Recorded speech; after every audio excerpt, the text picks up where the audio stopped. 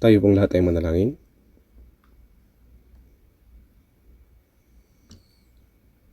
Banal at mahabagin naming Amang Diyos na sa amin ay nagmamahal, nagpapasalamat po kami sa iyong biyaya. Sa mga huling araw na ito, nauna mo kaming tinawag at niligtas sa gitna ng maraming mga tao sa sanlibutan, na inihiwalay mo kami upang maging mga banal. Nagpapasalamat po kami sa iyo dahil sa palaging pagtulong at paggabay mo sa amin upang makapamuhay kami sa natitira naming buhay sa pagsunod sa iyong kalooban at kaluwalhatian para sa Ebanghelyo ng Panginoon. Panginoon, nagpapasalamat po kami sa iyo.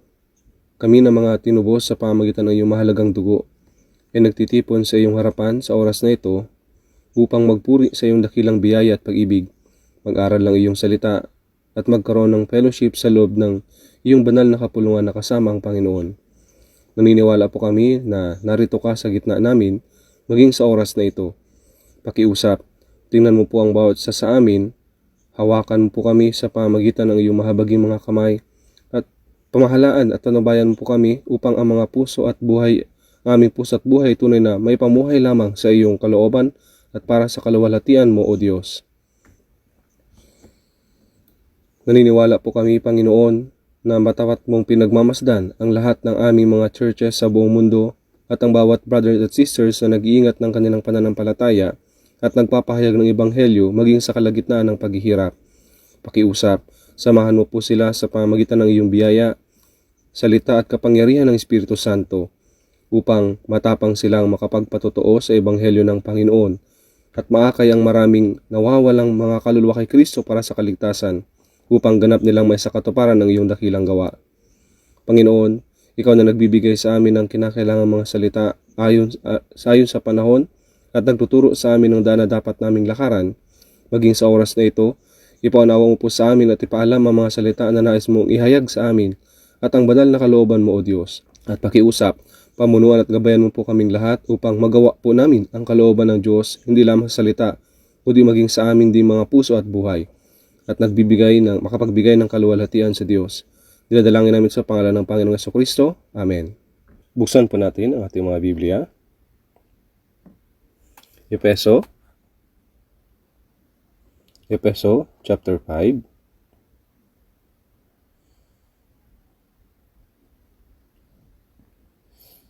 Efeso chapter 5 verse 14 hanggang verse 17. Babasahin ko po ito.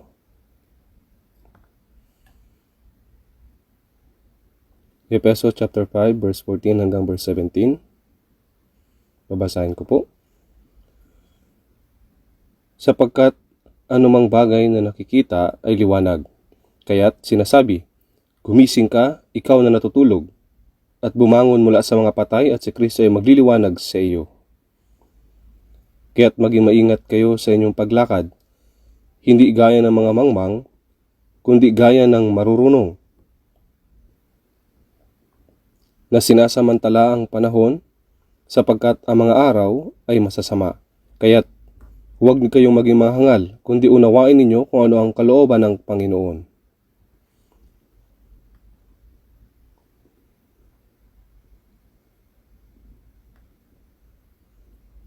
Ang panahong ito kung saan tayo ay nabubuhay ay tiyak na ang huling panahon na tinakda ng Diyos.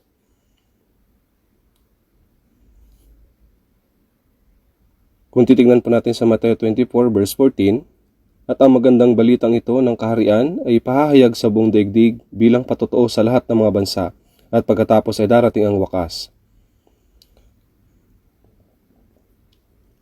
Ang magandang balitang ito ng kaharian, ito po ay tumutukoy sa Ebanghelyo ng biyaya ng Diyos, kung saan isang makasalanan na nakatadhana sa impyerno ay maaaring maligtas at makapasok sa kaharian ng Diyos.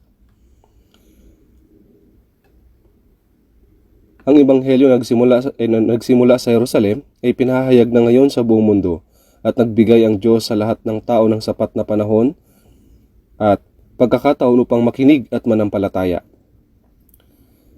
Sa kasaysayan, na higit sa 2,000 taon na simula nang magsalita si Jesus, ayon sa mga salita ni Jesus, ang Ebanghelyo ay ipinahayag mula sa Jerusalem. sa buong Judea, Samaria, Roma, Europa at maging Amerika at sa huli sa Korea sa dulong bahagi sa silangan. Sinabi ng Panginoon na ang Ebanghelyo ay ipapangaral hanggang sa dulo ng daigdig. At ngayon, ang Ebanghelyo ay tunay na ipinapahayag na sa lahat ng lugar. Ang Biblia na mayroon tayo, ang Lumang Tipan, ay orihinal na nakasulat sa Hebreo at ang ilang bahagi ay sa Aramaiko. At ang Bagong Tipan ay nakasulat sa Griego. At ngayon, ang Bibliang ito ay naisali na sa lagpas 3,000 dialekto at sa lahat ng wika sa buong mundo. Mayroong libu-libong uri ng mga dialekto sa mundong ito. At ang ilan sa mga dialekto ay may mga salitang binibigkas ngunit walang nakasulat na teksto. Ang Biblia ay naisalin na sa lahat ng mga wikang maaaring maisalin sa pamamagitan ng mabilis na paraan ng transportasyon, sa pamamagitan ng radio waves at sa pamamagitan ng mga dokumento. Ang Ebanghelyo ay patuloy na nakakarating sa ibang lugar. Sa tingin ko po, nangyari ito upang wala silang anumang maidadahilan na sasabihing, hindi ko nagawang manampalataya dahil hindi ko napakinggan ang Ebanghelyo. At sinabi ni Jesus ng detalyado ang tungkol sa mga tanda na mangyari sa mga huling mga araw. Sa Marcos 13:29, gayon din naman, kapag nakita ninyong nangyayari ang mga bagay na ito, alam ninyong iyon ay malapit na, nasa mga pintuan na. Nagsalita siya sa iba't ibang paraan patungkol sa mga tanda na matutupad bago ang ikalawang pagdating ng Panginoon. At ang lahat ng mga iyon ay natupad na sa panahon natin. Mga likas na pangyayari, pagbagsak ng moralidad, politika, militar, na mga sigalot, at ang mga banta ng digmaan. Lahat ng mga propesiya tungkol sa mga mangyayari sa huling mga araw ay natutupad eksakto gaya ng sinasabi ng Biblia. Gaya ng alam po ninyo, patuloy na nagaganap ang mga digmaan sa gitnang silangan sa ngayon. Umaasa ako na matatapos ito kaagad. Subalit mukhang hindi pa ito matatapos. Ang parehong panig ay nagmamatigas, tumatangging sumuko, at determinadong lumaban hanggang sa sumuko ang kabilang panig o ganap nilang mawasak. Siyempre po, matatapos ito balang araw. Sa tingin ko, ang huling digmaan ay hindi mangyayari doon. Kung titignan natin ito sa Biblia, may ilang mga tao na nagtataka, ito na ba ay patungo sa ikatlong digmaang pandaigdig? Hindi lang ito sigalot sa nakabilang ang US, Israel at Iran. May halos 20 bansa na konektado sa digmaang ito. Napaka mapanghanib at tunay na nakakabahalang mga bagay ang mga nangyayari.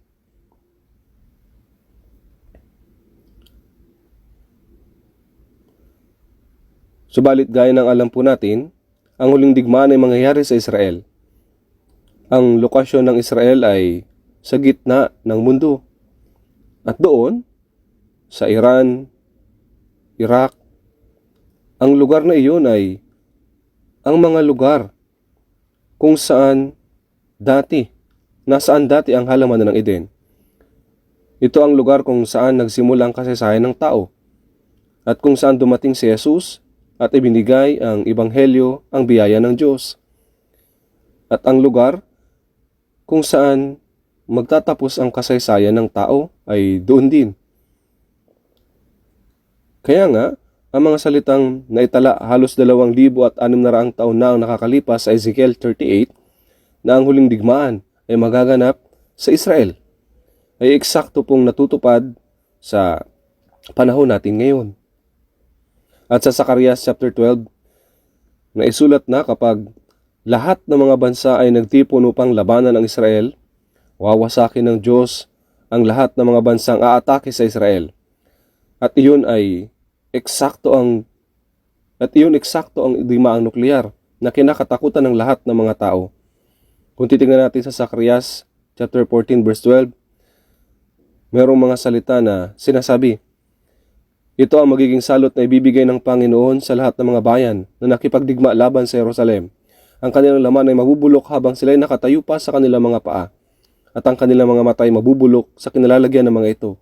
At ang kanilang mga dila ay mabubulok sa kanilang mga bibig. Ngunit kapag nabulok ang tao, wala pang kaso na nabulok habang nakatayo pa. Nabubulok ang tao habang nakahiga sa libingan. Subalit, ang sinabi na ang mga mata at ang dila ay mabubulok habang nakatayo pa, ibig sabihin na kapag ang digmaang nuklear ay mangyari at ang mga armas nuklear ay sumabog, mabubulok sila sa mismong sandaling iyon at hindi na sila matutumba. Ang mga mata at ang mga dila ng mga basang bahagi ang unang matutunaw at ang laman ay mabubulok gaya niyon. Pero ang mga salitang naitala ng halos 2,600 taon na nakalipas ay matutupad sa panahon natin. At ang huling digmaan ay maaaring sumiklab anumang sandali. Ang huling digmaan. Gayunpaman, hindi ko iniisip na ang kasalukuyang digmaang ito sa gitnang silangan ang huling digmaan. Bakit po? Dahil ang huling digmaan ay inilarawan sa Ezekiel 38 sa verse 1, kung saan binabanggit nito ang pinakadulong bahagi ng hilaga, yung Rosh.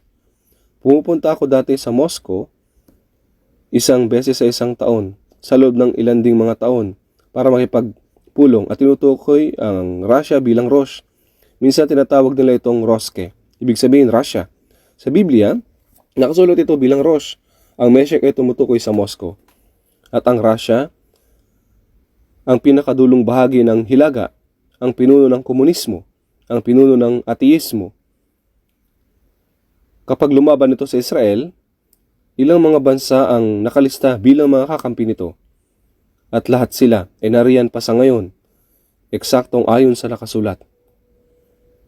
Halimbawa po ang Iran na dating bansang kakampi ng Amerika. Ngunit pagkatapos ng dinastiyang Pahlavi at ng revolusyon ng Iran, naging laban na sila sa Amerika.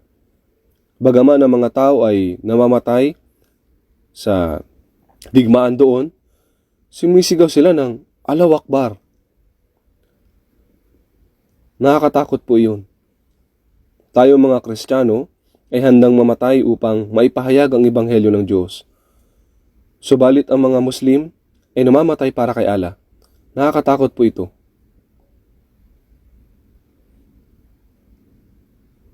Gayunman, hindi natin alam kung kailan matatapos ang digmaang ito, pero maaaring matigil ito pagkatapos ng isang malaking sakripisyo.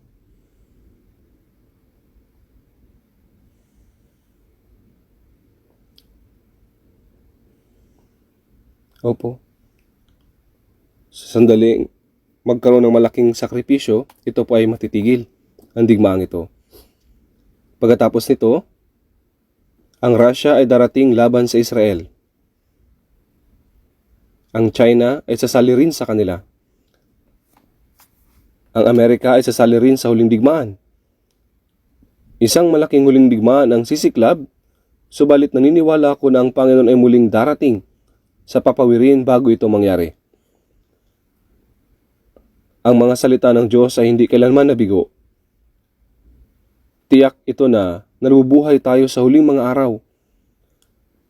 Maaring sabihin ng mga tao, lagi namang may digmaan. Tiyak na hindi magkakaroon ng huling digmaan. Ngunit ito ang mga paunang sulyap, ang pasimula sa huling digmaan.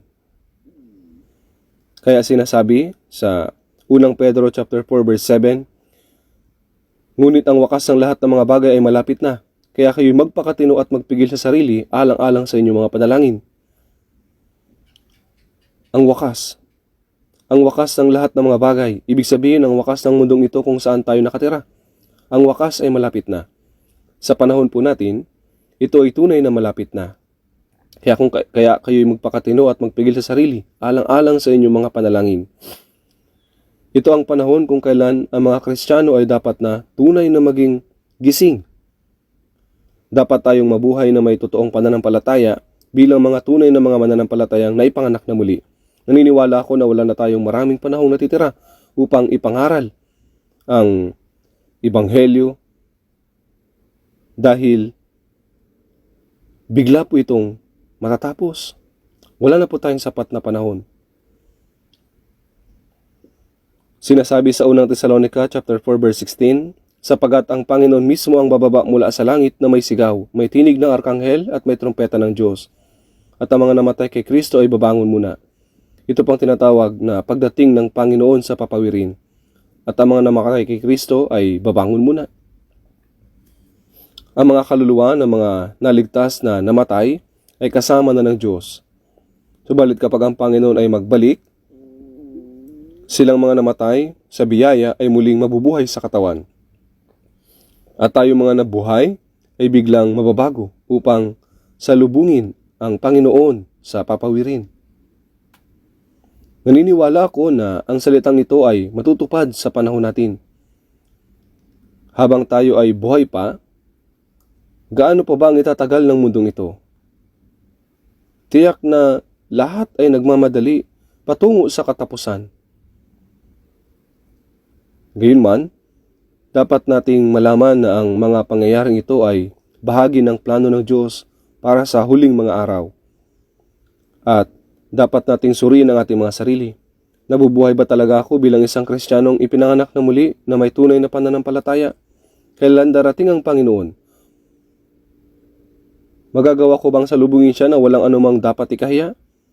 Bawat isa sa atin ay dapat na subukin ang ating pananampalataya at siguruhin na tayo ay may tunay na pananampalataya ng isang mananampalatayang naipanganak na muli.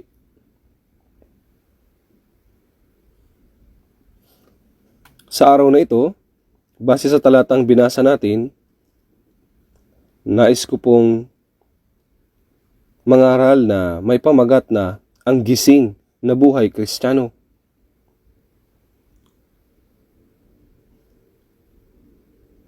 Sinasabi sa Efeso sa chapter 5 verse 14,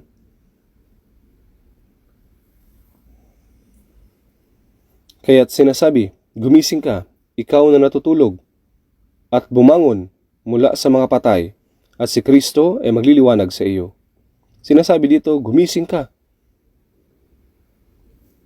Gumising ka. Ikaw na natutulog. Ngayon, sino ang tinutukoy nito? May ilang mga tao na nagsasabi na tinutukoy nito ang mga hindi ligtas dahil ibig sabihin na natutulog dito ay kamatayan. Kaya iniisip nila na patungkol ito sa mga hindi ligtas. Ngunit kapag iniugnay ninyo ang mga talatang ito sa konteksto nito, hindi ito nagsasalita sa mga hindi ligtas. Ang mga hindi ligtas ay espiritual na mga patay. Kung isang tao ay patay, pwede ba silang bumangon kapag sinabihan silang gumising ka, ikaw na natutulog? Babangon po ba siya? Hindi po. Ang mga natutulog at mga patay ay magkaiba. Ang mga patay ay ang mga hindi pa nakatanggap ng kaligtasan. Ang mga natutulog ay ang mga naligtas, ngunit espiritual na natutulog. Natutulog sa kanilang pananampalataya. Kaya kapag sinabi nito na gumising ka, ikaw na natutulog, at bumangon mula sa mga patay, nagsasalita ito sa mga mananampalataya na nakatanggap ng kaligtasan, ngunit espiritual na natutulog. Mga kaluluwang nasa malalim na pagkakatulog. Sa mga Hukom 16 verse 19, nabasa natin na pinapahirapan ng mga Pilisteo ang Israel. Kaya ang Diyos ay nagbangon ng isang espesyal na tao upang labanan sila. Siya po ay si Samson.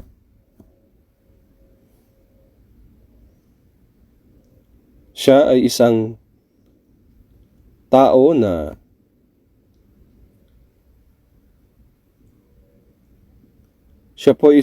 kayang lurayin ng leon gamit ang kanyang mga kamay. Hindi iyon isang ordinaryong tao. Binigyan ng Diyos si Samson ng hindi pangkaraniwang lakas. Noong nilabanan siya ng mga Pilisteo, walang anumang nasa kamay ni Samson. Sinubukan nilang siya'y patayin. Subalit nakakita siya ng panga ng asno sa malapit. At gamit iyon, agad niyang napatay ang 1,000 lalaki. At walang sino mang makalaban sa kanya.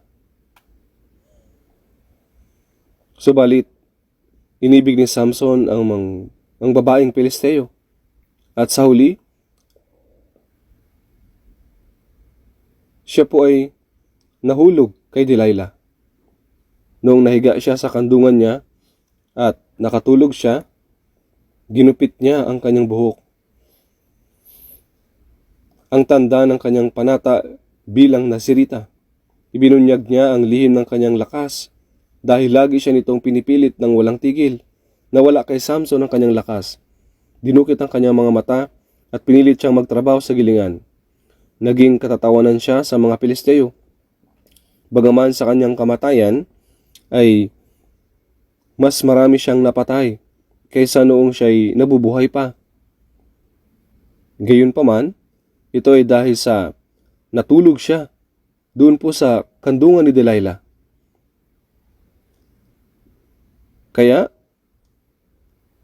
nawala ang kanyang lakas at ang kanyang paningin. At siya ay naging laruan nila.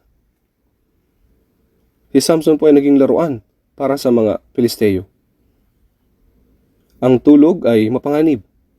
Ang isang taong natutulog ay hindi alam kung nasaan sila. Hindi nila alam kung anong oras na.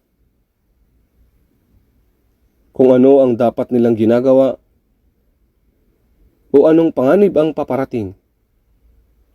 Ang isang taong ligtas ay dapat na manatiling gising. Ngunit, kung sa espiritual at sa pananampalataya ay nakatulog sila, hindi nila alam ang kanilang kondisyon. Hindi nila alam ang kanilang mga tungkulin bilang Kristiyano. Hindi nakikilala ang panahon kung saan sila nabubuhay.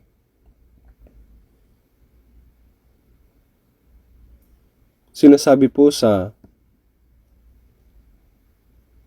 Roma, sa chapter 13, verse 11, bukod dito, alam ninyo ang panahon na ngayon oras na upang magising kayo sa pagkakatulog. Dapat nating alamin ang panahon, subalit sa halip, marami ang nasa malalim na pagkakatulog. Sinasabi nito at bumangon mula sa mga patay. Ang isang natutulog ay hindi alam kung nasaan siya. Maaring nakahiga siya kasama ang mga patay. Sa panahon ng digmaan, kapag ang mga sundalo ay lumalaban araw at gabi habang nasa hukay, minsan ay nadadala sila ng sobrang pagod at nakakatulog sila. Pagising nila, maaring matagpuan nila ang kanilang mga sarili na nakahiga sa gitna ng mga patay.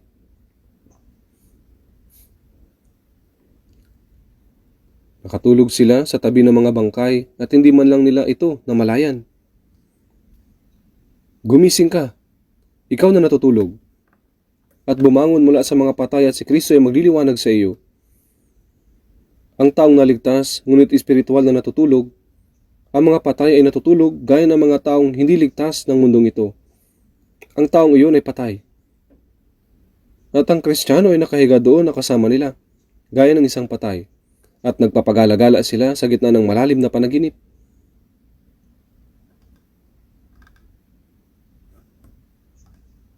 Opo, sila ay nagpapagala-gala sa gitna ng malalim na panaginip.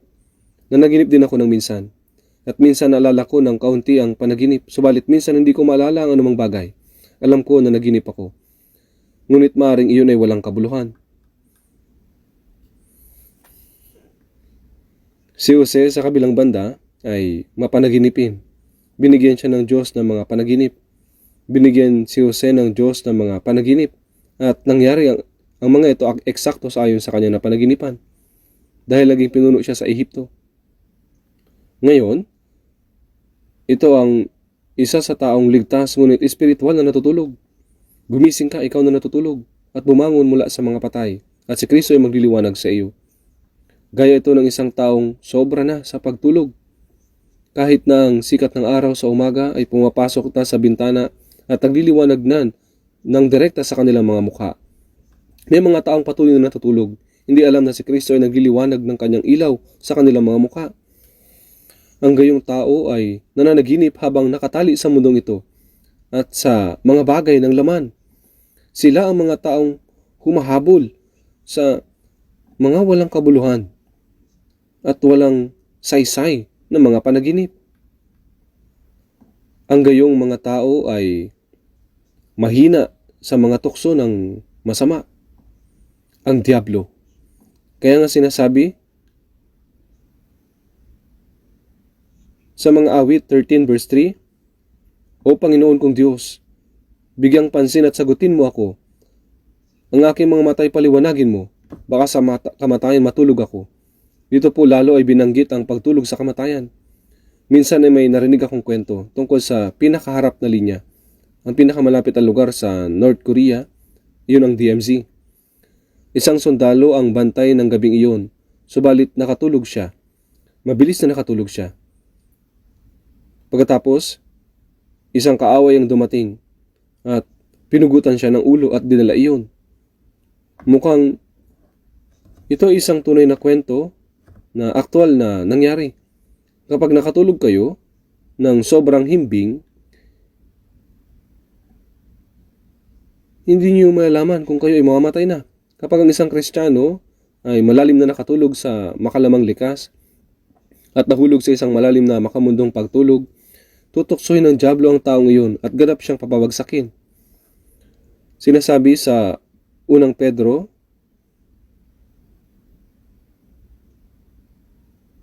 sa chapter 5 verse 8, magpakatino kayo, magbantay kayo. Ang diablo na inyong kaaway ay tulad ng liyong gumagala at umuungal na umahanap ng kanyang malalapa. Para naman sa mga hindi ligtas, naroon na sila sa loob ng tiyan ng diablo. Para sa isang hindi ligtas, hindi na kailangan ng diablo na tuksuhin siya, sapagkat mahigpit ang kapit sa kanila ng kapangyarihan ni Satanas. Ang problema po ay doon sa mga ligtas. Bagaman ligtas sila, kung tulog sila spiritually, tutuksuhin sila ng diablo upang tuluyan na silang bumagsak. Sa makatuwid sa unang Pedro sa chapter 5 verse 8, magpakatino kayo, magbantay kayo. Ang diablo na inyong kaaway ay tulad ng liyong gumagala at umuungal na humahanap ng kanyang malalapa. Sino po sa palagay ninyo ang humahanap ng malalapa? Naghahanap siya ng malalapa ng mga ligtas na Kristiyano. Ang malapa ay nangangahulugang tuluyan na mabigo sa buhay pananampalataya. Bagaman ligtas ka, maaaring tuluyang mahulog sa pananampalataya mo sa ilalim ng kapangyarihan ni Satanas. Sinasabi sa Isaiah 60 verse 1, Ikaw ay bumangon. Magliwanag ka. Sapagkat ang iyong liwanag ay dumating. Nang sinabing, ikaw ay bumangon, hindi ito maririnig ng patay. Gayunpaman, ang isang buhay, bagaman malalim ang tulog nila, babangon silang bigla kapag inalog sila at sinabing bumangon ka. Hindi po ba? Sapagkat ang mga hindi ligtas ay patay ang espiritu at hindi sila nagigising anuman ang sabihin sa kanila. Hindi nila marinig ang salita ng Diyos. Gayunpaman, para sa isang taong may buhay na sa kanila at ligtas, kapag narinig nila ang salitang, ikaw ay bumangon, kaya nilang gumising, sapagkat sila ay ligtas na. Kaya ang pagsasabi na bumangon ay binibigay sa mga ligtas na. At ang utos na bumangon ay hindi naangkop sa mga ganap na patay, espiritual. Buksan po natin saglit sa Roma chapter 13. Roma chapter 13, verse 11.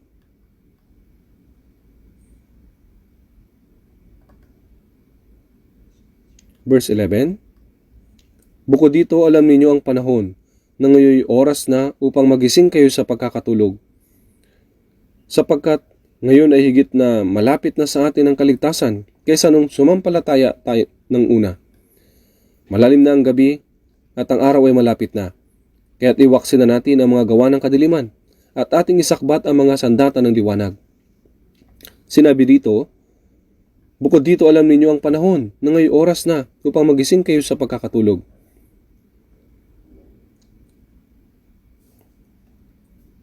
Dapat maunawaan ng isang taong ligtas kung anong uri ng panahon na tayo nabubuhay ngayon. Sinabi ni Jesus sa mga Hudyo sa Lucas 12:56, kayong mga mapagkunwari, marunong kayong magbigay ng kahulugan sa anyo ng lupa at ng langit. Subalit bakit hindi kayo marunong magbigay ng kahulugan sa kasalukuyang panahon? Sa Lucas 12:55, at kapag nakita ninyong humihim ang hanging habagat ay sinasabi ninyo na magkakaroon ng matinding init. Sa verse 54, kapag may nakita kayong ulap na tumataas sa kanluran, ay may darating na malakas na ulan. At gayon na nga ang nangyayari. Hindi ba tayong lahat ay nalalaman ng mga bagay ng panahon ng mas maaga pa? Marunong kayong magbigay ng kahulugan sa anyo ng lupa at ng langit. Subalit bakit hindi kayo marunong magbigay ng kahulugan sa kasalukuyang panahon? Sa pagtingin sa mga pangyayari na nabubunyag sa panahong ito, dapat nating maunawaan kung sa anong panahon na tayo nabubuhay at kung anong panahon tayo nabibilang ngayon na tinutukoy ng Diyos. Gayon pa man ay sinasabi niya, marunong kayong magbigay ng kahulugan sa anyo ng lupa at ng langit, subalit bakit hindi kayo marunong magbigay ng kahulugan sa kasalukuyang panahon? Alam ninyo ang panahon na ngayong oras na upang magising kayo sa pagkakatulog. Habang pinag-aaralan natin ang Biblia, hindi ba natin maaaring maunawaan kung sa anong panahon na tayo nabubuhay at nabibilang ngayon? At kung gaano na kalapit ang araw ng pagbabalik ng Panginoon? Sapagkat ngayon ay higit na malapit na sa atin ang kaligtasan kaysa nung tayo sumampalataya ng una.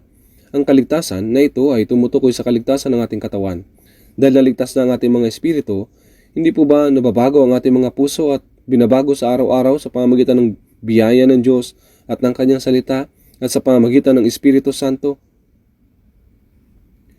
Ito ang tinatawag nating kaligtasan ng pagkatao at ang kaligtasan ng buhay na unti-unting nabubuhay na karapat-dapat bilang isang ligtas.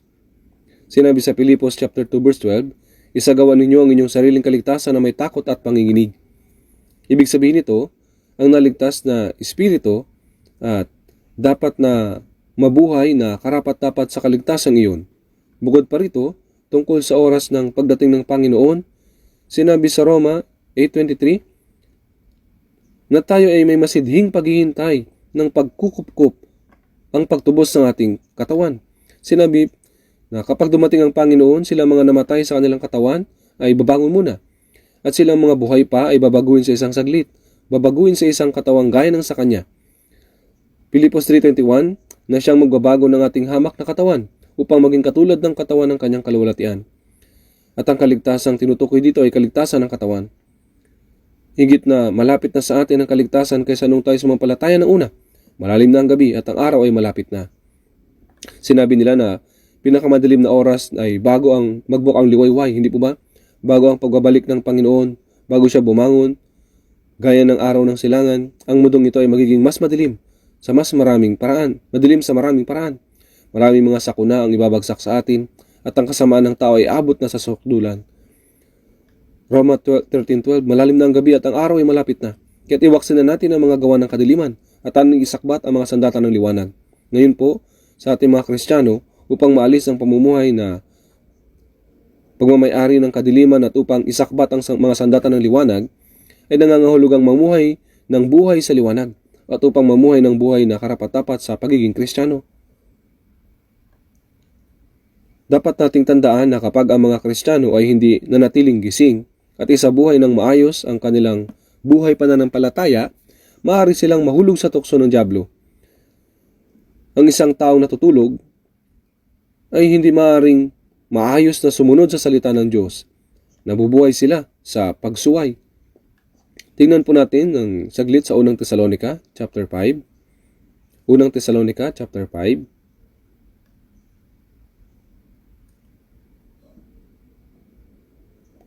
Babasahin ko po mula verse 5 hanggang verse 8.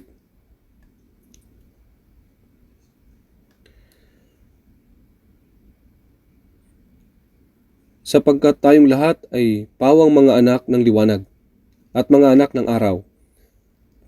Tayo'y hindi ng gabi, ni ng kadiliman man. Kaya nga, huwag tayong matulog gaya ng mga iba, kundi tayo'y manatiling handa at magpakatino, sapagkat ang mga natutulog ay natutulog sa gabi, at ang mga naglalasing ay naglalasing sa gabi. Ngunit palibhas ay mga anak tayo ng araw, magpakatino tayo, at isuot natin ang baluti ng pananampalataya, at ng pag-ibig, at ang maging helmet ay ang pag-asa ng kaligtasan. Dito rin po sinasabi, kaya nga huwag tayong matulog gaya ng mga iba, kundi tayo manatiling handa at magpakatino. Silang mga hindi ligtas at nasa malalim na pagtulog at kalaunan ay magigising sa impyerno. Maging ang mga naligtas, kapag sila ay nakatulog, hindi nila malalaman kung nasaan sila o ano ang kanilang gagawin. Maaari silang magpagala-gala na may walang kabuluhang mga pangarap. Kundi tayo'y manatiling handa at magpakatino. Upang maging handa at magpakatino ay nangangahulugang magising tayo at magkaroon ng malinaw na pag-iisip. Sinabi rito, sapagkat ang mga natutulog ay natutulog sa gabi, at ang naglalasing sa gabi. Ang mga natutulog o ang mga naglalasing ay ginagawa ito sa gabi. Ngunit sa ating mga Kristiyano, hindi maaaring maging ganito. Ngunit palibhas ay mga anak tayo ng araw, magpakatino tayo, at isuot natin ang baluti ng pananampalataya at ng pag-ibig, at ang maging helmet ay ang pag-asa ng kaligtasan. Gaya ng kawal na tumutungo sa digmaan na sinusuot ang kanyang kalasag at helmet, dapat tayong magpakatino at gising upang labanan ang pwersa ng kasamaan sa mundong ito. Hindi dapat tayo mahulog sa masama. Mateo sa chapter 24, tignan po natin ang ibang mga talata sa Biblia. Mateo chapter 24,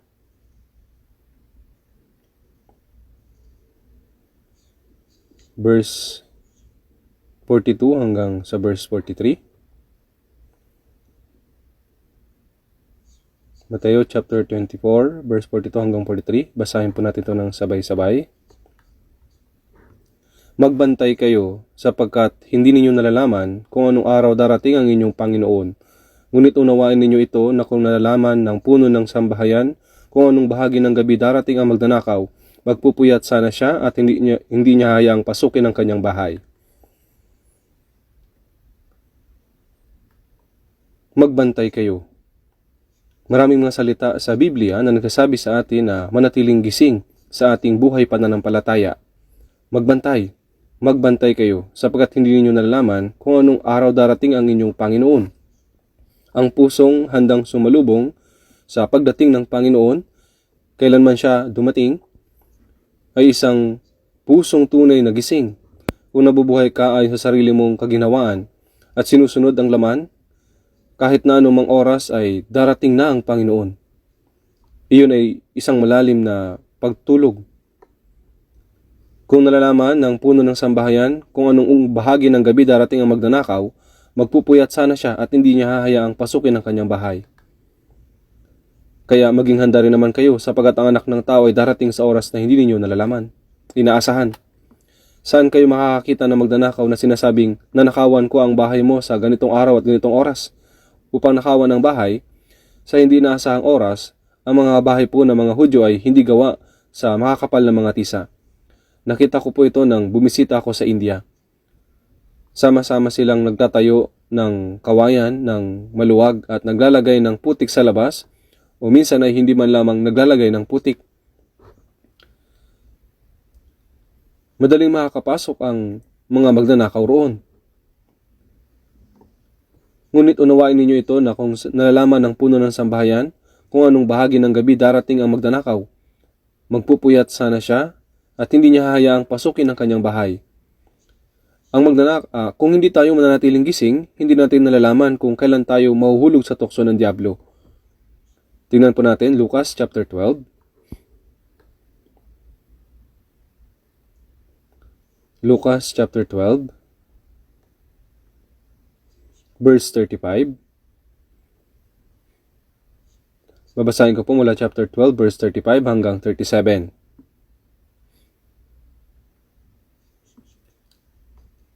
Hanggang verse 37. Bigkisan ninyo ang inyong mga baywang at paliwanagin ninyo ang inyong mga ilawan. At maging tulad kayo ng mga taong naghihintay sa kanilang Panginoon na magbalik mula sa kasalan upang agad nilang mapagbuksan siya kapag siya ay dumating at tumuktok. Mapapalad ang mga aliping iyon na madatnan ng Panginoon na nagbabantay kapag siya ay dumating. Katotohanan na sinasabi ko sa inyo, bibigkisan niya ang kanyang baywang, sila ay papaupuin sa pagkainan at siya ay lalapit at paglilingkuran sila. Bigkisan ninyo ang inyong mga baywang. Patungkol sa pagbigkis ng baywang, kadalasan na niluluwagan mo ang iyong sinturon kapag matutulog ka. Para makapagtrabaho at makapagpalakas, dapat bigkisan ninyo ang inyong mga baywang at paliwanagin ninyo ang inyong mga ilawan. Bakit? Ang Panginoon ay pumunta sa piging ng kasalan at sa Israel, ang mga piging na ito ay ginaganap sa gabi. Kaya kahit na medyo naantala siya, at maging tulad kayo ng mga taong naghihintay sa kanilang Panginoon na magbalik mula sa kasalan upang agad nilang mapagbuksan siya kapag siya ay dumating at tumuktok. Ibig sabihin nito, dapat tayong maging gising na may pusong handang salubungin ng Panginoon kung kailanman siya darating. Mapapalad ang mga aliping iyon na madatnan ng Panginoon na nagbabantay kapag siya ay dumating. Na nagbabantay, bibigkisan niya ang kanyang sarili at pauupin sila upang kumain at paroroon at paglilingkuran sila. Tunay na nakakamangha ang mga salitang ito. Kapag bumalik ang Panginoon at nadatnan niyang gising ang kanyang mga alipin, mapupuno siya ng kagalakan at papaupuin niya sila at siya mismo ang maglilingkod at magpapakain sa kanila. Ito po ang tunay na kahangang-hangang salita. Mateo 26 verse 41.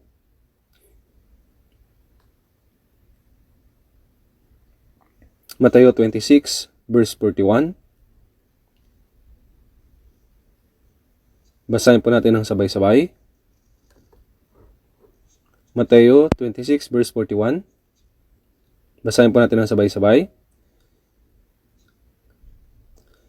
Kayo'y maging handa at manalangin upang hindi kayo madaig ng tukso. Ang espiritu ay tunay na nagnanais, subalit ang laman ay mahina. Noong gabi bago dinakip si Jesus, alam niya na hindi magtatagal, si Judas Iscariote ay darating kasama ang mga kawal para hulihin siya. Sapagkat si Jesus ay madalas na magpalipas ng gabi sa bundok ng mga olibo. Natutulog siya at nananalangin doon. Ngunit hindi ito alam ng mga alagad.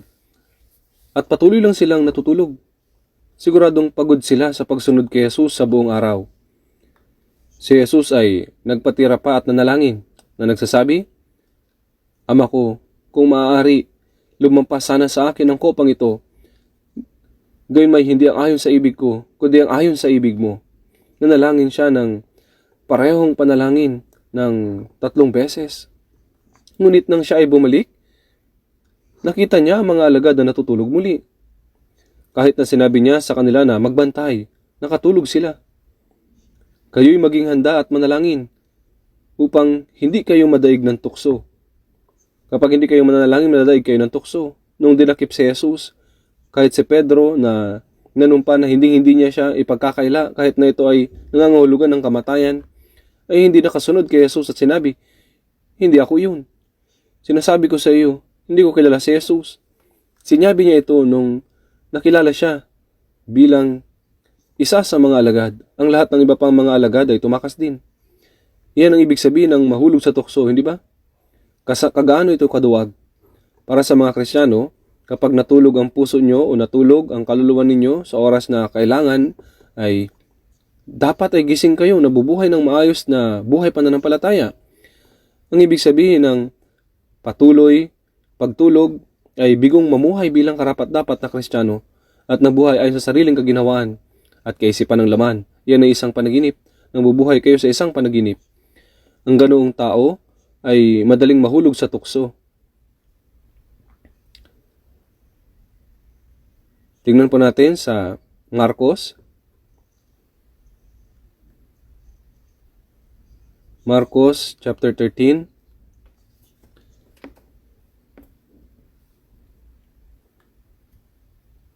Marcos chapter 13 verse 36 hanggang 37.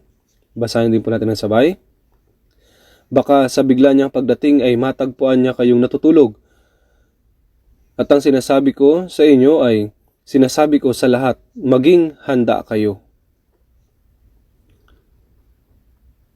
Sinabi ni Jesus sa kanyang mga alagad, baka. Ang Panginoon, sa bigla niyang pagdating ay matagpuan niya kayo natutulog.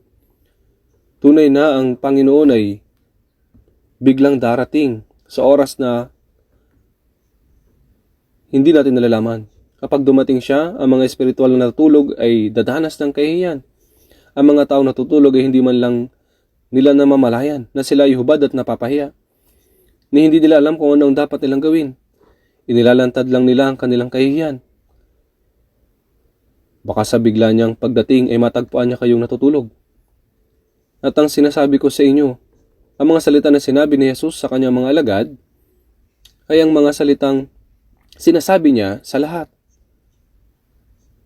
Ito ang mga salitang sinasabi niya sa atin sa sandaling ito mismo. Tayo po ay nasa panahon kung saan dapat talaga tayong maging gising.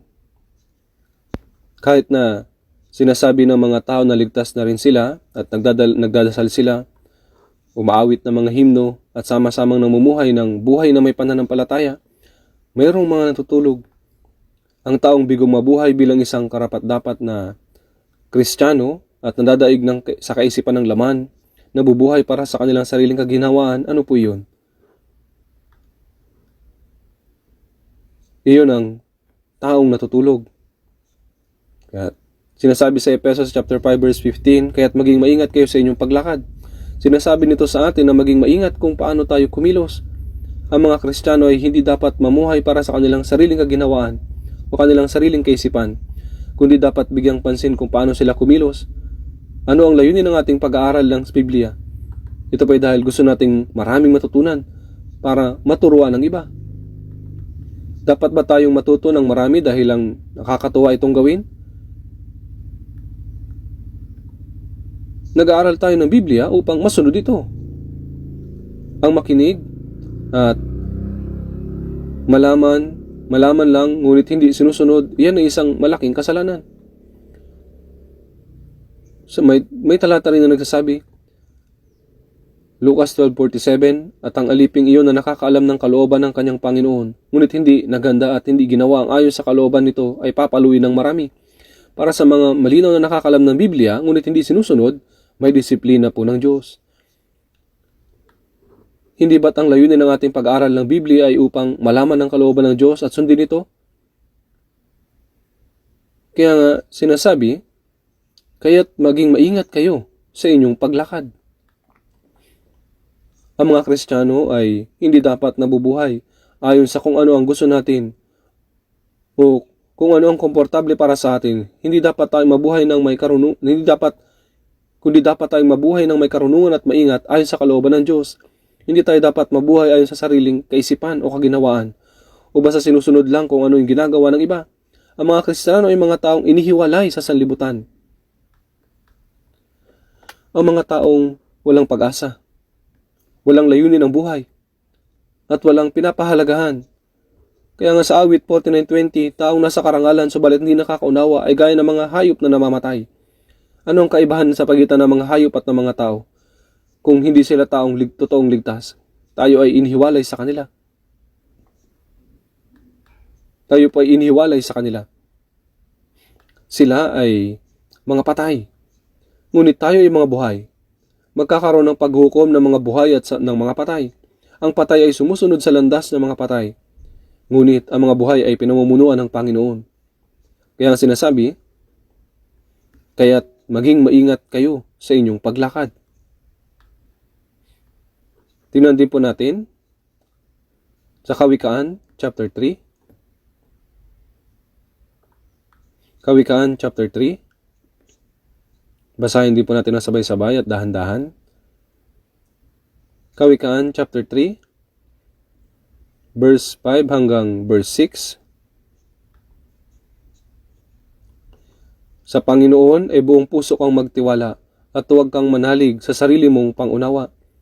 Sa lahat ng iyong mga lakad siya iyong kilalanin at itutuwid niya ang iyong mga landasin. Sa Panginoon ay buong puso kang magtiwala at huwag kang manalig sa sarili mong pangunawa.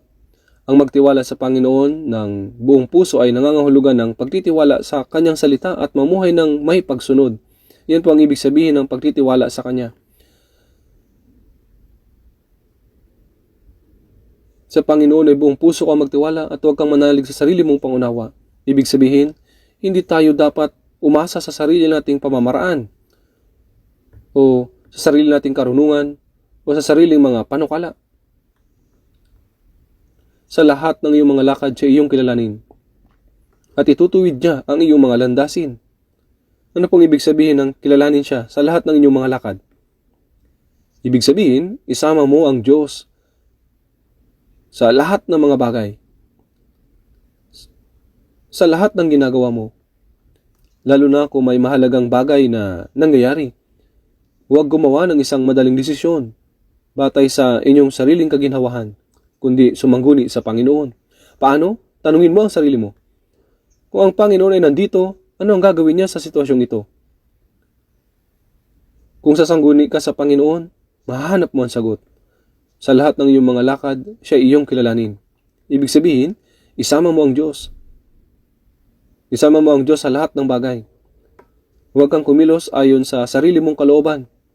Kapag ang isang bata ay may kaginakaharap na mahalagang bagay, natural lamang na hindi siya magdesisyon ayon sa kanyang sariling kaisipan, kundi magtatanong siya sa kanyang tatay o nanay. Ano po ang tingin mo o ang pinakamagandang gawin sa sitwasyong ito? Gayun din naman, dapat tayong sumangguni sa Panginoon. Paano kung gumawa ka ng isang mahalagang desisyon sa iyong sarili at ito pala ay mali? Sa lahat ng iyong mga lakad, siya iyong kilalanin. Ibig sabihin, dapat kang sumangguni sa Diyos. Magtanong ka, kung ang Diyos ay nandito, ano ang gagawin niya? Habang nananalangin ka, itutuwid niya ang iyong mga landasin.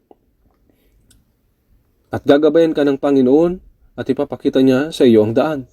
Kawikaan, chapter 3, verse 7, huwag kang magpakapantas sa iyong sariling mga mata.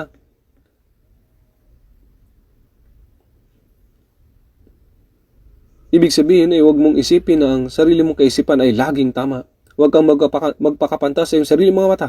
Matakot ka sa Panginoon at sa kasamaan ay lumayo ka. Kung magtitiwala ka sa Diyos at patuloy na sasangguni sa Kanya, hindi ka madadaig ng tukso ng dyablo.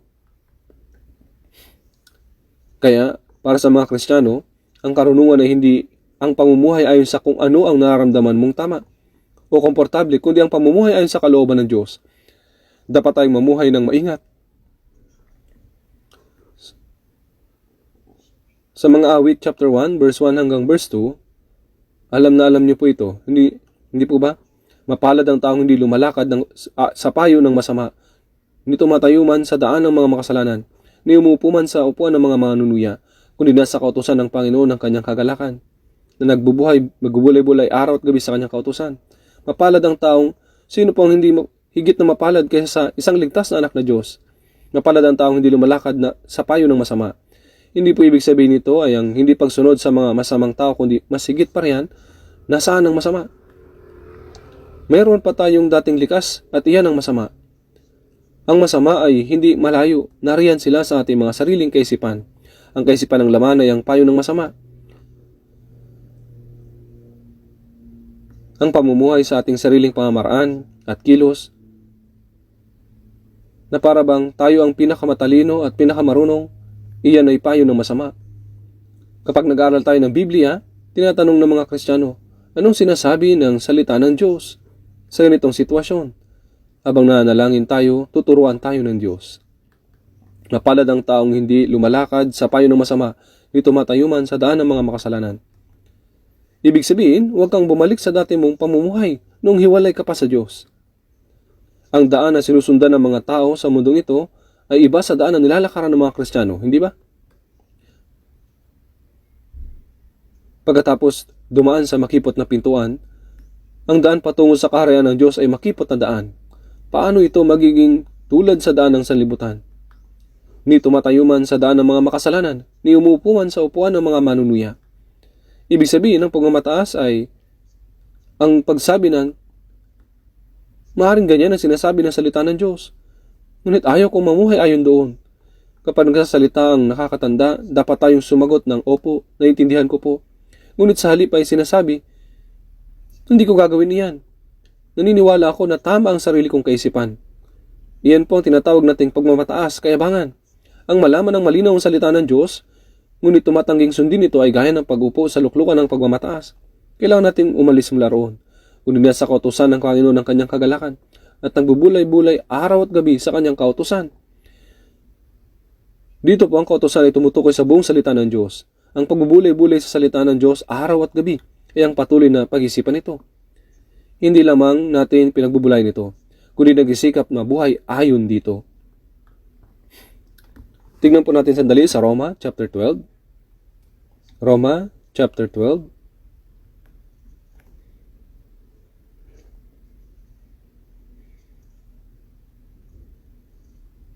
Roma chapter 12 verse 2.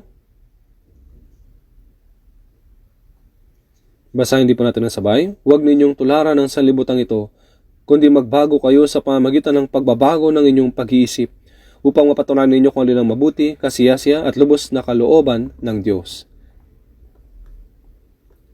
Ang ninyo ay tumutukoy sa mga naligtas. Ito ay mensahe para sa mga Kristiyano. Huwag ninyong tularan ng sanlibutan ito. Ang sanlibutan ito ay masama, bulok at immoral. Huwag tularan. Ibig sabihin ay huwag sundin at huwag maging tulad nito.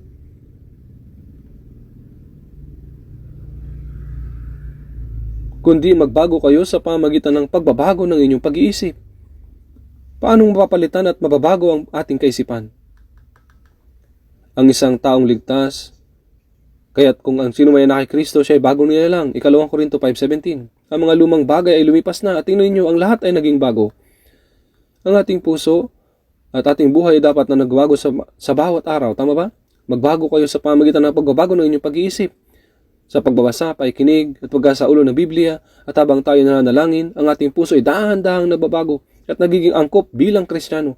Kailangan tayong mabago sa pamamagitan ng pagbabago ng pag-iisip, unti-unti sa bawat araw. Paunti-unti sa bawat araw. Sa Mateo 5:48,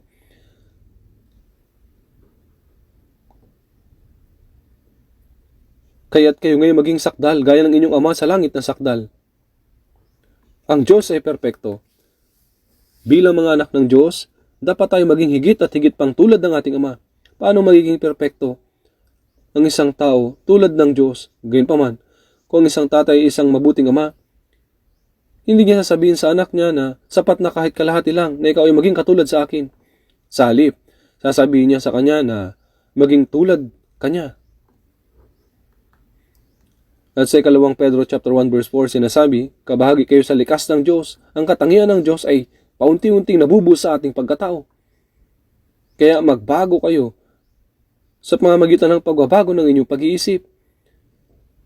Pagkatapos ating maligtas, habang nabumuhay tayo sa church at nagkakaroon ng fellowship sa mga brothers at sisters, at anong nangyayari? Ang ating puso at ang ating buhay ay dapat dahan-dahang nababago ng higit at higit pa. Tayo'y dapat mahiwalay ng higit at higit pa mula sa sanlibutan. Tama ba? Sa bawat hakbang, tayo higit at nagiging katulad ng Panginoon. At kung siya'y dumating, kahit ang ating katawan ay mababago katulad ng sa Kanya. Ang mga sikada ay hindi biglang lumilitaw bilang mga sikada. Sa halip, mula sa pagiging uod, sila ay nagiging sikada. Sa bansa natin, inaabot ng 7 taon bago sila maging sikada. Sa Amerika, inaabot ng 17 taon bago sila maging sikada. Kaya wow, nabubuhay sila sa putik sa loob ng 17 taon. Ang Korean sikada ay inaabot ng 7 taon. Kapag sila naging sikada na, lumilipad sila papalayo at umaawit sa mga puno na umiinom ng hamog. Unti-unti ang uod ay lumalaki at nagiging mga sikada. Paunti-unti, lumalaki sila at nagiging sikada. Ang larba ng tutubi sa isang maliit na sapa ay umaakyat sa tangkay ng dahon at lumilipad papalayo bilang isang tutubi. Ang larba sa isang lusak ay nagiging isang tutubi. Alam niyo po ba? Tayo kailangang magbago paunti-unti upang sa pagdating ng Panginoon, kaya't ang ating katawan ay lubos na nababago sa pagharap natin sa Kanya. Hindi ba tayo patuloy na mabago ng higit at higit pa? Dapat lang tayo ay mabago. May mga taong nagsasabing naligtas sila. Subalit, sinasabing ayaw ko sa fellowship. Bakit kailangan ba nating palaging magtipon? Pupunta ako sa church kapag gusto ko at mananatili lang sa bahay kapag ayaw ko. Ito po ay kalayawan. Ito ba talaga ay kalayaan? Sinasabi ng Biblia sa Galatia 5:13, huwag lamang ninyong gagamitin ang inyong kalayaan bilang isang kadahilanan para sa laman. Ang laman ay ayaw magpakontrol sa Diyos. Nais lang nitong gawin ano man ang gusto niya. Kung hahayaan natin ito, tayo magtatangay palayo sa Diyos magpakilanman. Kahit mahirap at ayaw ng ating laman, kailangan pa rin natin magpunta sa church paglinggo, makasama ang brothers and sisters, maglingkod, dumalo sa Wednesday, at mamuhay sa fellowship. Sa prosesong ito, tayo nababago ng paunti-unti at natututong mabuhay gaya ng isang tunay na Kristiyano. Magbago kayo sa pamamagitan ng pagbabago ng inyong pag-iisip. Dapat tayo magbago upang mapatunayan ninyo kung alin ang mabuti, kasiyasiya, at lubos na kalooban ng Diyos. Kung ito'y maintindihan natin, susundin natin ang kalooban ng ating Diyos. Kaya nga, upang mapatunayan ninyo kung alin ang mabuti, kasiyasiya, at lubos na kalooban ng Diyos. Kaya kung ito po ay maintindihan natin, talagang susundin natin ang kalooban ng Diyos.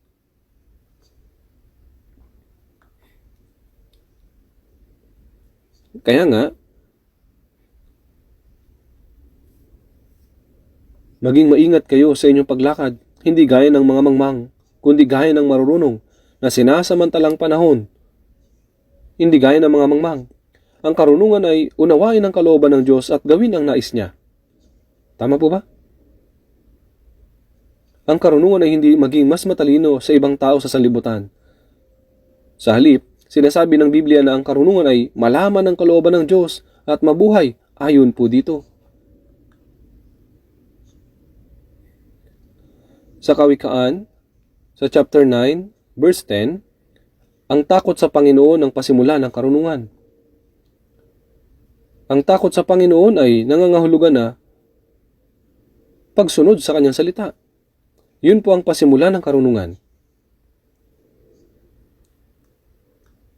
Balikan po natin sa Efeso, sa chapter 5.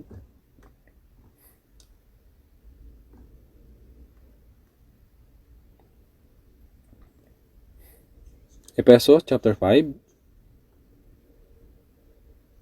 Babasahin ko po mula sa verse 15. Kaya't maging maingat kayo sa inyong paglakad, hindi gaya ng mga mangmang, kundi gaya ng mga marurunong, na sinasamantalang panahon sapagkat ang mga araw ay masama. Dito po, sinasabi na sinasamantalang panahon. Tama po ba? Panahon.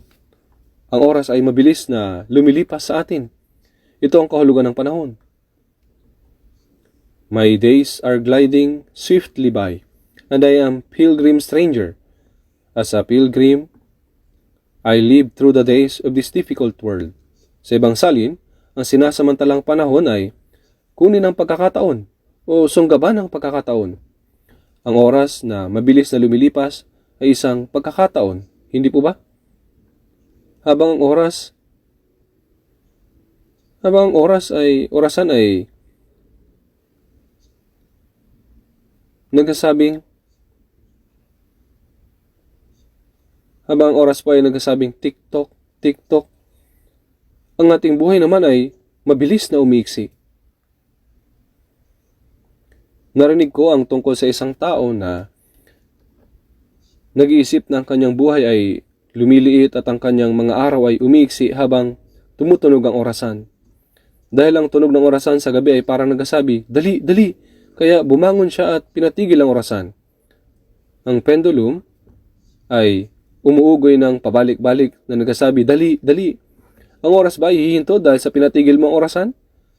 Habang lumilipas ang oras, ito ay lumilipas ng mabilis. Ang ating buhay ay nagiging maiksi. Opo, ang oras ay hindi hihinto dahil pinatigil mo ang orasan.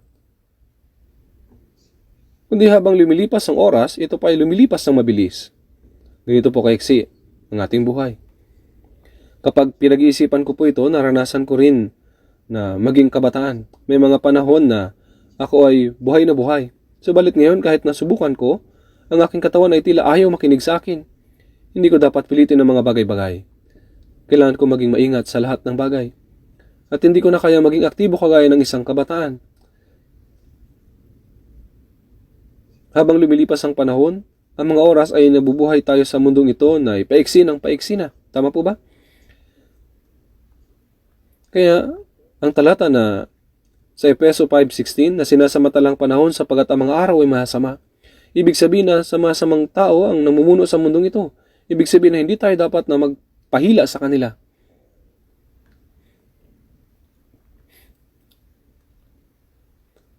Sa Galatia, sa chapter 6, sa verse 10, sinasabi na, kaya't habang may pagkakataon, gumawa tayo ng mabuti sa lahat. Lalong-lalo na sa mga kabilang sa sambahayan ng pananampalataya. Kaya't habang may pagkakataon, ibig sabihin na hindi natin dapat sayangin ang anumang pagkakataon na mayroon tayo. Sa halip, ay gumawa tayo ng mabuti sa tuwing mayroon tayong pagkakataon. Habang may pagkakataon, gumawa tayo ng mabuti. Sa Galatia, chapter 6, verse 7, huwag kayong padaya, sapagat anumang ihasik ng tao ay siya rin niyang aanihin. Habang nabubuhay tayo sa mundong ito, tayo ay patuloy na naghahasik ng anuman. Kailan tayo ani? Sa pagdating ng Panginoon. Ang bawat isa ay aani ayon sa kanilang mga ginawa.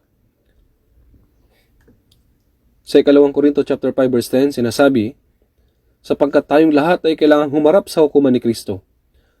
Para sa mga hindi ligtas, sa Apokalipsis 20 verse 13 at sa mga sumusunod na talata ay sinasabi na, at hinatulan ang bawat tao ayon sa kanilang mga gawa, at sila ay tinapon sa lawa ng apoy. Sa Apokalipsis 20 verse 14, at iyon po ang impyerno.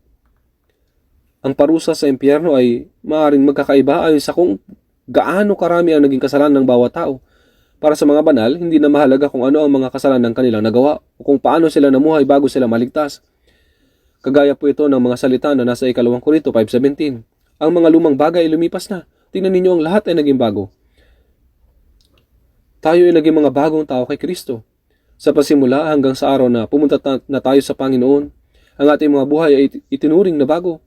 2 Korinto 5:10 upang bawat isa ay tumanggap ng kabayaran sa mga bagay na ginawa niya sa pamamagitan ng kanyang katawan, maging mabuti o masama. Ang mamuhay ayon sa kalooban ng Diyos ay mabuti, at ang hindi ito gawin ay masama.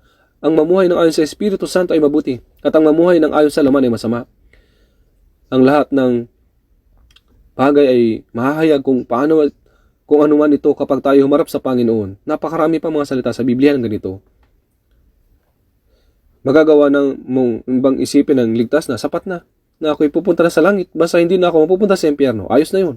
Kaya't na ako'y disiplinahin sa paghukom, hindi na mahalaga kung wala akong gantimpala. Kung tatayo tayo ngayon sa harapan ng Diyos, maraming bagay tayong tiyak na panghihinayangan. Sasabihin natin na kung alam ko lang, ganito ang gagawin ko. Sana ako'y namuhay ng tama ayon sa kalooban ng Diyos. Ako'y naging hangal na hinayaan ko ang aking puso na matangay na mga walang kabuluhang bagay sa salibutan at mamuhay para sa aking laman na sa halip para sa kalooban ng Diyos. Wala na pong magiging pagkakataon pa. Subalit, mayroon tayong pagkakataon ngayon. Sa Santiago 4:14 sinasabi na, ano ba ang inyong buhay?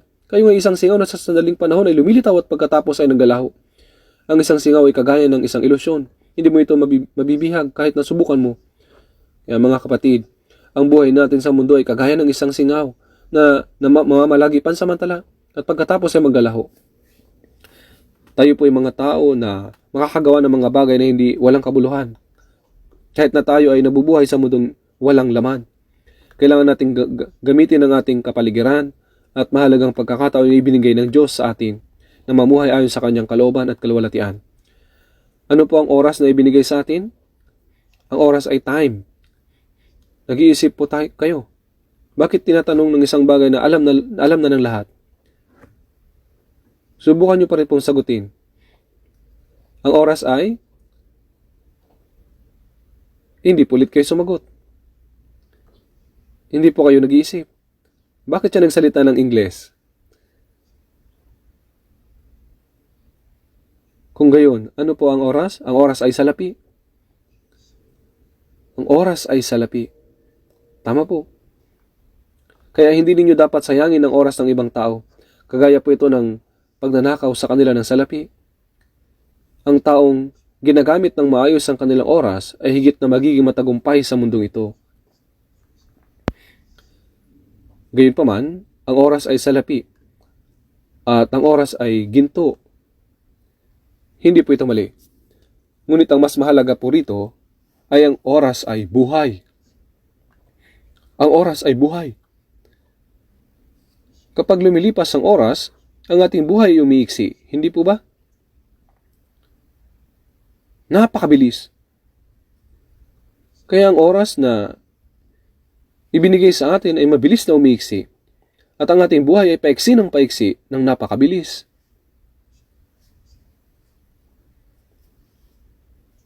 Umiiksi ng napakabilis. Sa mga awit 90 verse 10, ang mga taon ng aming buhay ay 70 taon, o kung malakas kami ay 80 taon. Ngunit ang mga ito ay hirap at kaguluhan lamang.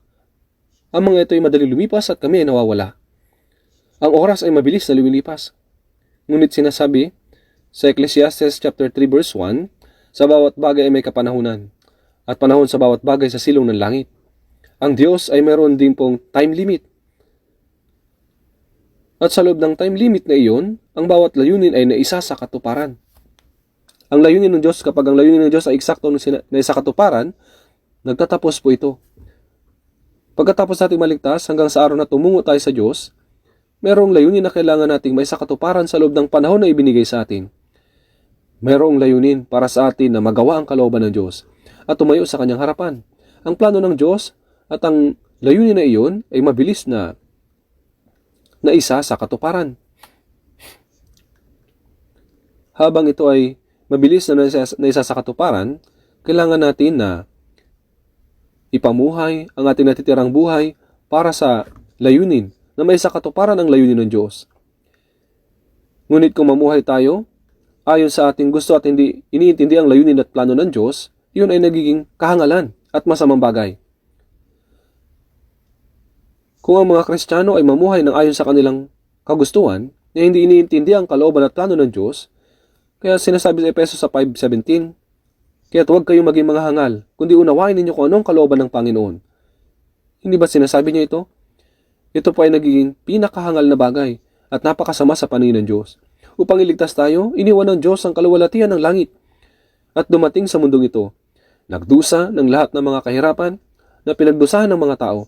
At kahit na siya ay walang kasalanan, siya ay ipinako sa krus at tiniis ang lahat ng kahihiyan at kirot upang iligtas tayo. Ngunit ayaw pa ba natin na mamuhay para sa Panginoon? Kahit na ang Panginoon ay namatay doon sa krus upang kayo'y iligtas, ayaw ko mamuhay para sa Panginoon. Sinasabi po ba natin na ito at namumuhay lamang na ayon sa gusto natin? Kung gayon, ito po ay hindi pagpapasalamat. Ito po ay masama sa paningin ng Panginoon. My one wish, Lord, is this alone, to serve Thee all my days, then rise to stand before Thy throne, and sing Thy deathless praise. Like arrow flight, the moments pass, redeem, at Christ control. Ang oras ay ibinigay sa atin, at mabilis na lumilipas. Ang plano at kalooban ng Diyos ay unti-unting naisa sa katuparan, at tayo ay naligtas sa pamagitan ng gawang iyon. Tayo ay naligtas upang may sakatuparan ng kalooban at layunin ng Diyos. Kung gayon, ang ating buhay ay hindi dapat na maging walang kabuluhan. Sinasabi sa Efeso 5:17, kaya't huwag kayong maging mga hangal, kundi unawain ninyo kung ano ang kalooban ng Panginoon. Ang isang hangal ay hindi nalalaman ng kalooban ng Panginoon at nabubuhay lamang ayon sa kanyang pagnanais. Ito po ay kahangalan, hindi po ba? Sinasabi po, kaya't huwag kayong maging mga hangal, kundi unawain ninyo kung ano ang kalooban ng Panginoon. Unang Pedro, tingnan po natin. Unang Pedro, chapter 4.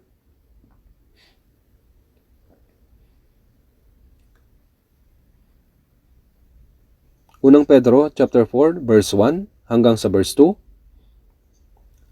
Magmula verse 1 hanggang verse 2. Basahin po natin.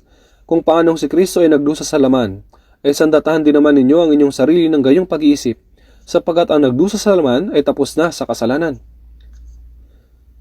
Upang hindi na kayo mamuhay sa laman sa inyong nalalabing panahon, sa masamang pagnanasa ng mga tao, kundi sa kalooban ng Diyos. Kung paanong si Kristo ay nagdusa sa laman, tiniis ng lahat ng Panginoon ang lahat ng pagdurusa sa laman upang tayo kanyang mailigtas. Kaya sinasabi, sandatahan din naman ninyo ang inyong sarili ng gayong pag-iisip. Ano po ang gayong pag-iisip? Nagdusa ang Panginoon upang tayo ay maligtas. At dapat din tayong magdusa upang mabuhay para sa Panginoon na ayon sa kanyang kalooban. Sandatahan din ninyo ang inyong sarili ng gayong pag-iisip. Ano po ang sandatahan ito? Kapag pumupunta sa digma ng isang sundalo, noong unang panahon, siya ay magsusuot ng baluti. Ito ang magiging proteksyon niya sa kanyang dibdib mula sa mga palaso. Ang dyablo ay naghahagis din ng palaso ng kasalanan sa atin upang tayo ay pabagsakin. Ngunit ang sandata na humaharang dito ay ang pagdurusa para sa Panginoon. Kaya po, sinasabi sandatahan din naman ninyo ang inyong sarili ng gayong pag-iisip, sapagkat ang nagdusa sa laman ay tapos na sa kasalanan. Buhay ng taong may pagdurusa para sa Panginoon ay walang oras para gumawa ng kasalanan. Ang bisikleta ay patuloy na umuusad kapag patuloy kang papadyak. Kung hindi ka papadyak gaya ng kinakailangan, ikaw ay mahuhulog. Gayun din po, mayroon lamang tayong dalawang pagpipilian. Kung tayo ba ay usad ayon sa kalooban ng Diyos o tayo ay mahuhulog. Isang buhay na may pagdurusa para sa Panginoon. Kagaya ng mga naunang mananampalataya sa sinaunang iglesia. Maraming mga Kristiyano noong panahon ng pag-uusig ang sinunog ng buhay, naging pagkain sa mga leon, at pinatay ng mga tabak. Hindi na po ito mangyayari sa atin. Ngunit hanggang ngayon ay meron pa rin pagdurusa sa mga Kristiyano. Kapag sinubukan nating mabuhay ng ayon sa kalooban ng Panginoon, may mga pagdurusa na hindi nakikita ng iba. Sandatahan din naman ninyo ang inyong sarili ng gayong pag-iisip. Ano po ito? Ito ay sandata sa buhay na may pagdurusa para sa Panginoon, upang hindi na kayo mamuhay sa laman sa inyong nalalabing panahon sa masamang paganasa ng mga tao, kundi sa kalooban ng Diyos.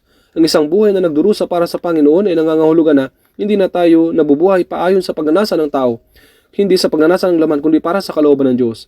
Nabubuhay tayo sa natitira nating oras sa ating laman. Gano'n na lamang ba ang panahon na natitira sa ating laman? Wala na po tayong oras pang natitira.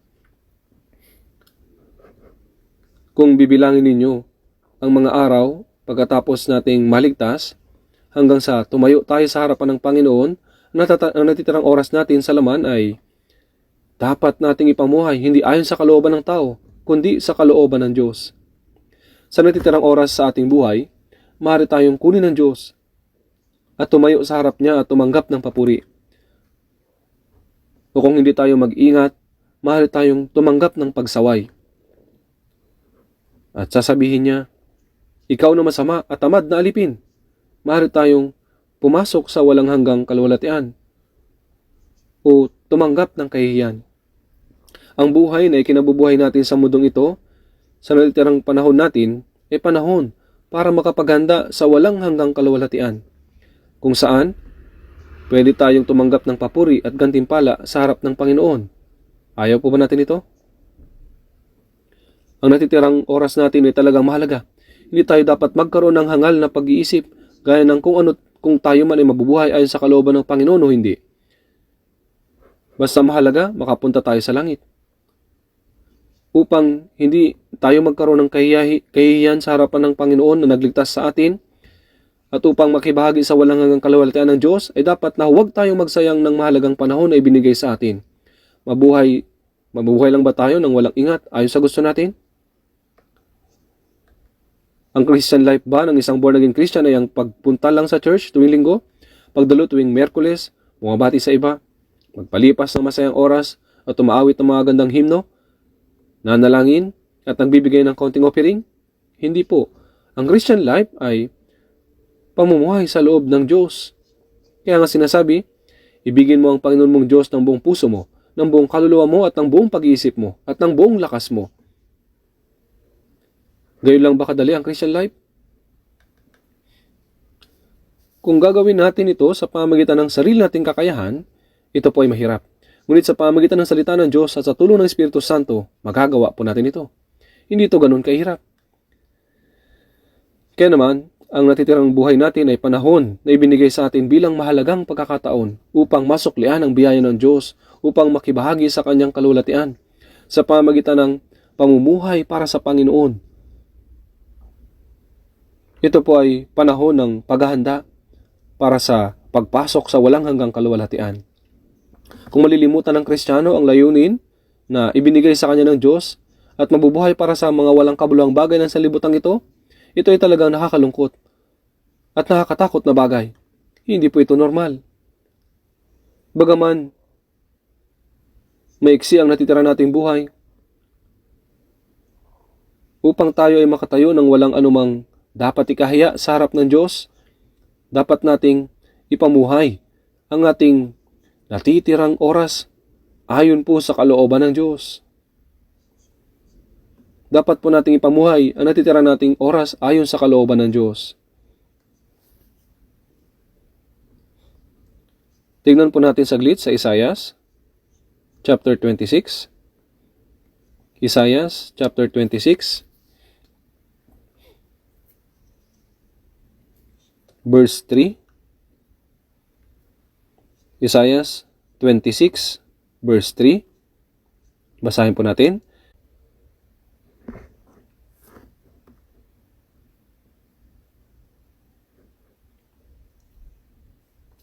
Iyong ingatan siya sa ganap na kapayapaan ng pag-iisip ay nananatili sa iyo, sapagkat siya'y nagtitiwala sa iyo. Na ang pag-iisip ay nananatili sa iyo. Anong klaseng tao po ito?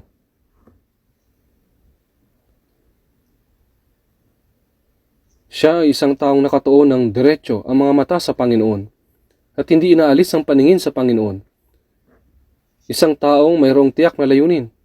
Tao na may puso na paglingkuran ng Panginoon at hindi nagbabago. Ang taong iyon ay may matatag na pag-iisip, nabubuhay para sa Panginoon, pagkatapos ay mabubuhay para sa laman. Nagsisikap bigyang kasiyahan ng Panginoon, pagkatapos ay mahuhulog sa sanlibutan. Ang taong ito ay hindi matatag. Ginagawa ng taong matatag na ang layunin ng buhay ay maging para lamang sa kalooban at kaluwalhatian ng Diyos at namumuhay ayon sa layuning ito ng hindi nagbabago. Iyong iingatan siya sa ganap na kapayapaan. Nagbibigay siya ng kapayapaan. Ang Panginoon ay tumutulong. Kaya kung tayo po ay mamumuhay ayon sa kalooban ng Diyos, ang Diyos ay isa sa atin.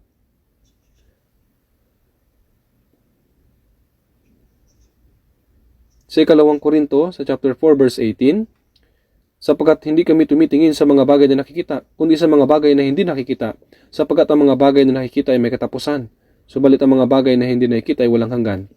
Ang mga bagay na hinahanap natin ay mga bagay na hindi nakikita.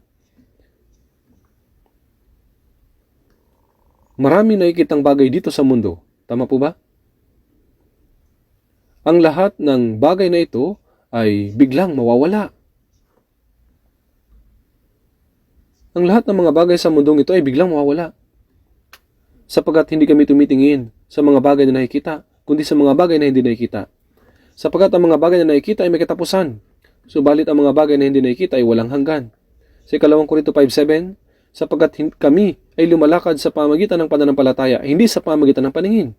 Tayo po ay nabubuhay sa pananampalataya sa salita ng Diyos. Kaya walang dahilan upang mapukaw ang ating puso ng mga bagay na nakikita, makamundong mga bagay. Kung nabubuhay tayo para sa mga nakikita, sa mga makamundo, makalamang bagay, tayo po ay magiging mga hangal na tao na tinatanggihan ang biyaya ng Diyos. Sa Pilipos chapter 2 verse 21, sapagkat pinagsisikapan nilang lahat ang para sa kanilang sariling kapakanan, hindi ang mga bagay ni Jesucristo. Ang mga ganitong klaseng mga tao ay hinahanap lamang ang kanilang pansariling kapakanan. Pagkatapos ng kaligtasan, hinahanap nila ang mga pansariling mga bagay.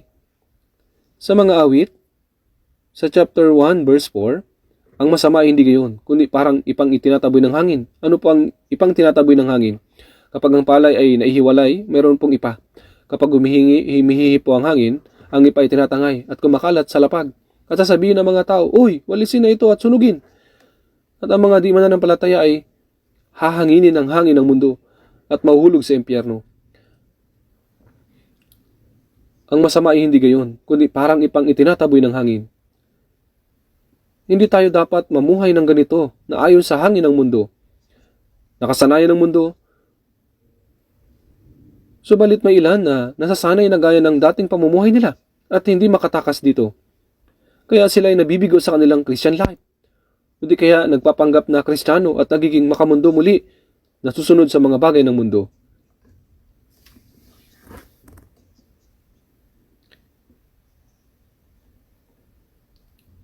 Hindi po dapat na maging ganito.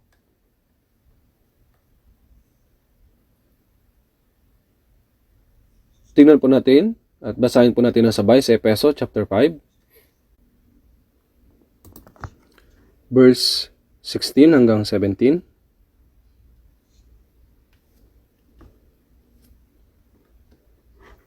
Basahin po natin ang sabay.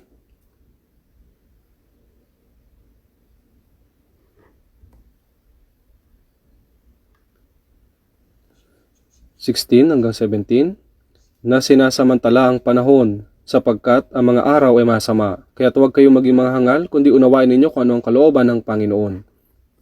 Unawain kung ano ang kalooban ng Panginoon. Sa Santiago chapter 4 verse 15, sa halip ay dapat ninyong sabihin, kung loloobin ng Panginoon, kami mabubuhay at gagawin namin ito o iyon. Kung loloobin ng Panginoon, tayo mabubuhay o mamamatay. Kung loloobin ng Diyos, gagawin natin ito o iyon. Kung hindi naman, kahit subukan natin itong gawin at gustong gawin, hindi natin ito dapat gawin. Ang mamuhay ng ganito ay tama, subalit bukod pa dito ay walang kabuluhang pagmamalaki. Sinabi rin sa unang Juan chapter 2 verse 17, ang sanlibutan at ang pagnanasa nito ay lumilipas. Ngunit, ano po yung kasunod dito? Kung hindi niyo po kabisado, ay tignan po natin, basahin po natin sa unang Juan chapter 2. Unang Juan chapter 2 verse 17. Basahin po natin. Ang sanlibutan at ang pagnanasa nito ay lumilipas, ngunit ang gumagawa ng kalooban ng Diyos ay nananatili magpakailanman. Ang sanlibutan at ang pagnanasa nito ay lumilipas. Sino po ang mga ito na gumagawa ng kalooban ng Diyos? Sila ay mga Kristiyano, tama ba? Hindi po tayo nabubuhay na humahawak sa mga bagay ng mundo na lumilipas. Hindi po tayo nabubuhay sa mundo na humahawak sa mga bagay na lumilipas. Ngayon, tayo po ay nabubuhay para sa kaluwalhatian ng walang hanggang kaharian ng Diyos na ibibigay sa atin sa inaharap. Kaya, ngunit ang gumagawa ng kalooban ng Diyos ay nananatili magpakilanman. Ito po ay nakasulat sa lapida ng isang kilalang American evangelist na si D.L. Moody, ang unang Juan chapter 2 verse 17. Ngunit ang gumagawa ng kalooban ng Diyos ay nananatili magpakilanman. Ang natitirang bahagi ng buhay natin ay pagkakataong ipinagkatiwala sa atin, pagkakataon upang suklian ang biyaya ng Panginoon, pagkakataon upang mamuhay para sa Panginoon. Hindi dapat tayo mag-aksaya ng pagkakataon na ibinigay sa atin upang makapasok sa walang hanggang kaluwalhatian. Hindi na po mahaba ang natitira ng buhay natin. Umasa po ako na tayo ay mamuhay ng may kasipagan para sa Panginoon at pumasok sa kaluwalhatian ng Diyos nang walang anumang dapat ikahiya. Manalangin po tayo. Mahabagin naming amang Diyos, salamat po Panginoon sa pagtawag sa amin sa katapusan ng panahon na itinakda ng Diyos, sa pagliligtas sa amin at sa paghiwalay sa amin bilang mga banal at sa pagbibigay sa amin ng mahalagang pagkakataon na mamuhay sa natitira naming buhay na sinusuklian ng biyaya ng Diyos at mabuhay para sa kaharian at kaluwalhatian ng Diyos sa pamamagitan ng pagsunod sa gawaing iyong pinapagawa sa amin. Pakiusap, pamunuan at pangunahan mo po kami upang kami ay makapamuhay sa natitira naming buhay para sa kalooban at kaluwalhatian ng Diyos. At huwag nawang matangay ang aming mga puso na mga walang kabuluhang bagay ng mundong ito, kundi kami nawa ay mahiwalay bilang mga banal at mabuhay para sa Panginoon. Dinadalangin namin ito sa pangalan ng Panginoong Hesus. Amen.